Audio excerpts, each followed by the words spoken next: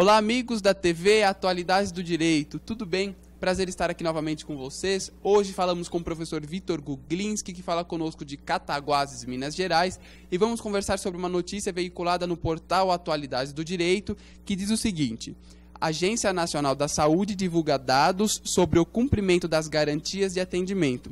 Essas garantias de atendimento foram estabelecidas pela Resolução Normativa 259. O resultado da pesquisa foi que, das 1.016 operadoras médico-hospitalares, 193 delas tiveram pelo menos uma reclamação, e das 370 operadoras odontológicas, 7 tiveram pelo menos uma reclamação de não cumprimento dos prazos estabelecidos. Esses dados foram captados de dezembro de 2011 a março de 2012. Professor Vitor Guglinski, quais são suas considerações? Tudo bem? Tudo bem, Saulo. Saudações aí aos nossos amigos do Atualidades do Direito. Bom, é o seguinte, a ANS ela é responsável aí por regular as empresas que operam os comumente conhecidos planos de saúde, né, os seguros de assistência à saúde, que são seguros privados, né, e cuja atividade é exercida por empresas, por particulares, por delegação aí do poder público. O poder público, em princípio, o Estado é responsável por prestar a saúde, mas permite aí que o particular, as empresas, operem esse tipo de serviço essencial, que é a saúde, um direito fundamental de todo cidadão. Pois bem, as empresas, até um passado bem recente, anteriormente a essa resolução, isso ficava muito a cargo das empresas decidirem aí as marcações de exame, os atendimentos aos usuários do plano, o que, na minha opinião, é muito abusivo, né? Primeiro porque a saúde é um direito fundamental. E muitos casos aí, de emergência, mesmo o particular, você pagando um plano particular, você não tinha um atendimento adequado, você tinha que esperar aí meses para obter uma simples consulta, né? E nós sabemos que num sistema esses contratos todos aí de plano de saúde, eles são regidos pelo direito do consumidor, pelo Código de Defesa do Consumidor. Então, no regime privado, que pelo menos em tese aí, é um regime muito mais organizado do que o próprio regime estatal, por isso o Estado às vezes permite aí que particulares executem certos serviços, prestem alguns serviços, não faz sentido nenhum o consumidor ter que se submeter a um prazo de espera aí que a pessoa tem na rede pública. Então não é razoável que esse serviço seja tão desorganizado.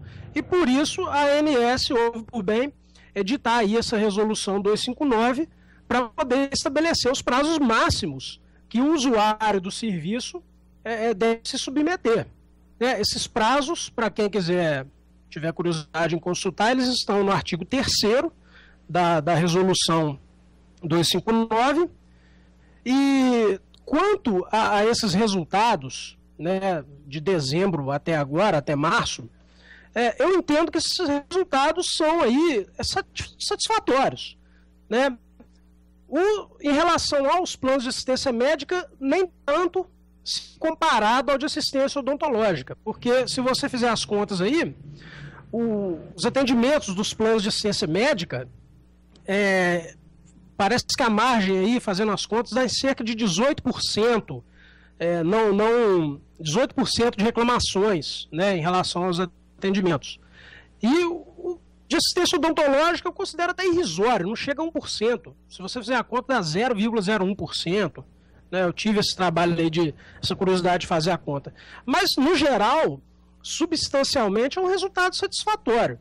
Nós esperamos, claro, que esses resultados melhorem com o passar do tempo, que as empresas tomem mais consciência da importância desse serviço, elas são devidamente remuneradas por conta disso, então é mais do que razoável que elas prestem um serviço adequado, um serviço eficiente e um serviço rápido ao consumidor, porque a saúde, como a gente sabe, o nosso corpo ele não dá aviso, ele não espera e não há por que haver tanta demora nos atendimentos. Essa é a minha opinião aí, Saulo. Perfeito, professor Vitor. Inclusive, na própria notícia, veio dizendo que as empresas que não cumprirem, não é, estão sujeitas a penalidades de multa de R$80 mil a R$100 mil para situações de urgência e emergência. Desse jeito, dessa forma, professor Vitor, não tem, não é? É uma forma sancionatória de que eles cumpram os prazos, né? Sim, porque essas empresas, elas executam as suas atividades sob regime de risco. É o chamado risco do empreendimento. Então você está aí no setor privado, você tem uma empresa que é um fornecedor, que está enquadrado lá no artigo 3º do CDC, e os usuários na condição de consumidores. E não faz nenhum sentido haver demora, principalmente nesses casos de urgência e emergência.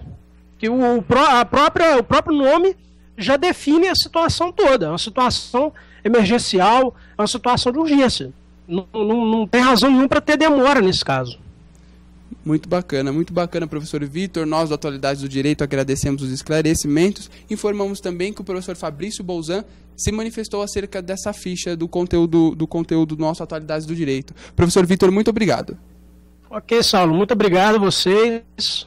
Uma boa semana, um bom trabalho aí. Um abraço. Muito obrigado. Obrigado, pessoal.